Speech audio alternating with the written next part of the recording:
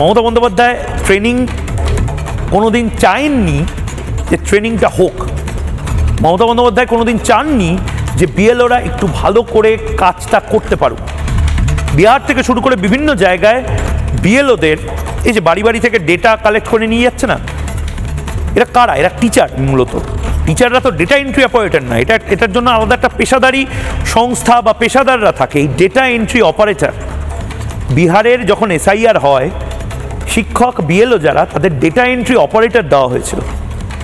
আমাদের রাজ্যে কোনো ডেটা এন্ট্রি অপারেটর পর্যন্ত দেওয়া হয়নি।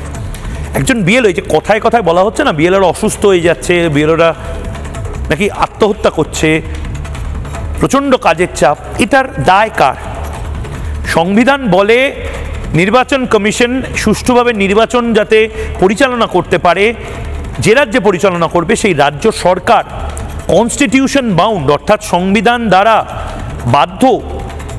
যদি 100 জন স্টাফ লাগে 100 জন স্টাফ দিতে, যদি 20টা ঘর লাগে 20টা ঘর দিতে, যদি 48 ঘন্টা ফ্যান চালিয়ে রাখতে হয় 48 ঘন্টা ফ্যান চালিয়ে রাখতে, যদি 100 জন পুলিশ, সে পুলিশ দেওয়ার পরেও সিআরপিএফ লাগে সিআরপিএফ দিতে। মমতা বন্দ্যোপাধ্যায় এই চিঠিটা না আসলে প্রমাণ করছে মমতা বন্দ্যোপাধ্যায় বা তৃণমূল কংগ্রেসের নার্ভাস টেনশনটা।